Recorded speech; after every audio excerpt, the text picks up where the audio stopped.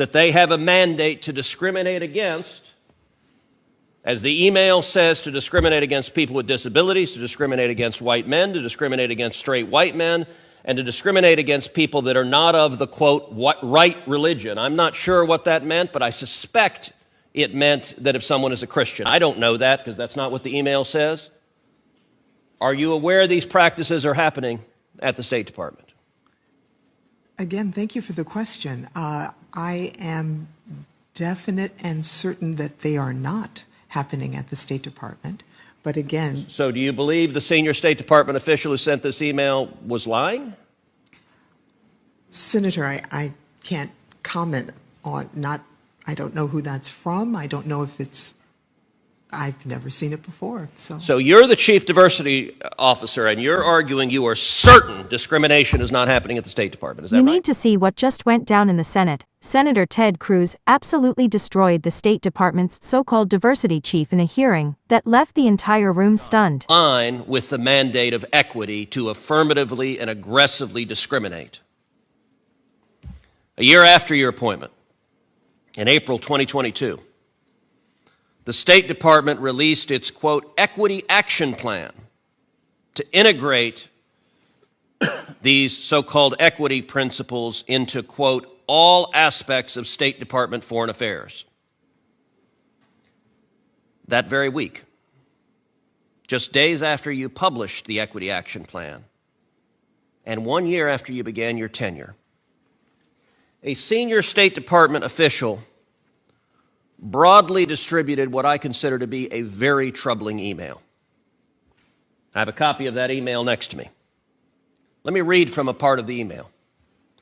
The email says that hiring practices have developed inside the State Department so that, and I'll quote, that certain candidates could not be hired because they have a disability. They are white men. They are straight white men. They are not of the, quote, right religion. All of these are verbatim quotes from the email of a senior State Department official. My first question to you is, did you clear this guidance? Thank you for the question, Senator. I've never seen that before. You've never seen the email before? I've never seen it. So you didn't know it had been sent? This is the first time I'm seeing it, sir. Well, do you know that it is happening?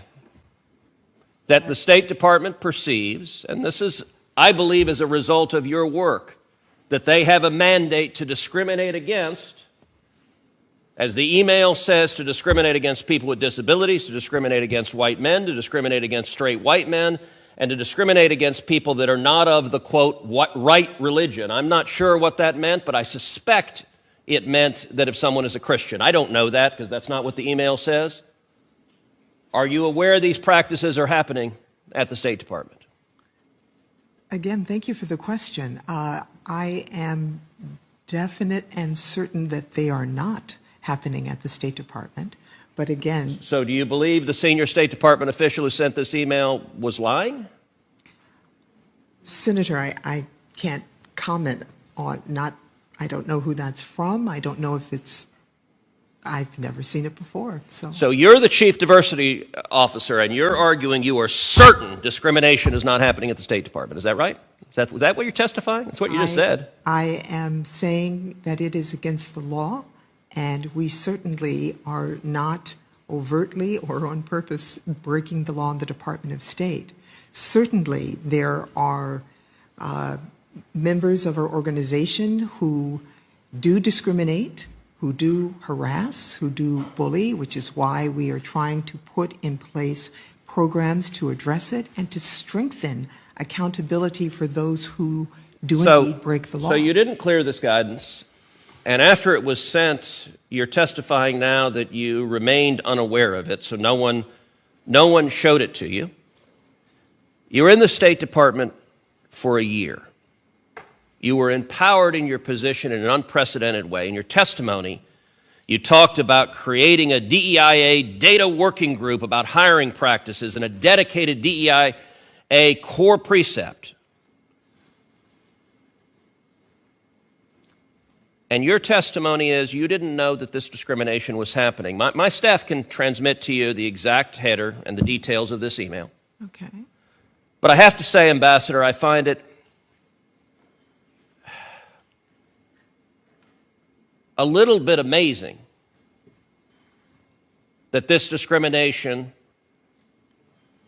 is being reported to be ongoing in the administration, and you are professing to be unaware of it. You know, I'm reminded from a line from the movie Office Space. What would you say you do around here? What is your job if not to stop discrimination? And unfortunately, I believe what your job in practice is encouraging this discrimination. This is a manifestation. You just said a minute ago in testimony, your hiring and promotion in the State Department will depend on complying with the edicts from your office.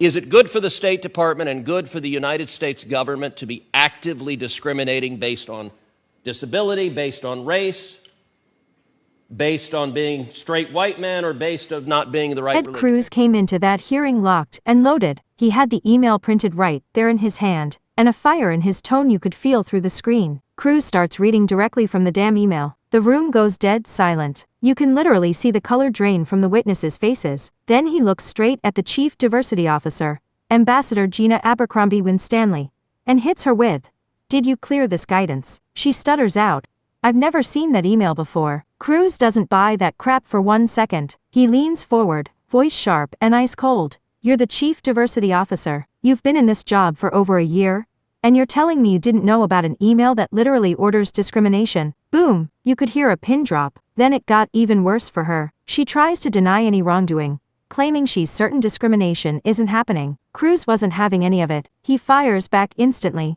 "You just admitted there are cases of harassment and bullying. So which is it? Are you denying it's happening? Or are you covering it up?" The crowd shifted. Her confidence was gone. Her face told the whole story. She'd been caught red-handed. Cruz methodically tore through every excuse she threw out, proving that these so-called equity policies had turned into straight-up weapons of discrimination. And then came the knockout punch. Cruz looks her dead in the eye, and drops the line that'll be remembered for years.